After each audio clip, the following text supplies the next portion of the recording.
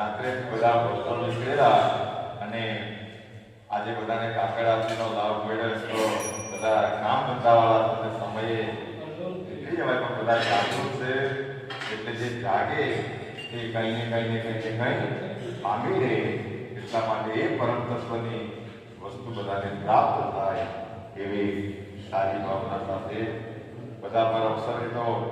આજથી ચાનો પ્રસાદ પણ ચાલુ કરવાના છે, તો એની શરૂઆત પણ એ બધા પદયાત્રા ભક્તો આવ્યા તરફથી થઈ જશે. તો આપણે બધા ભાવ અને શ્રદ્ધાથી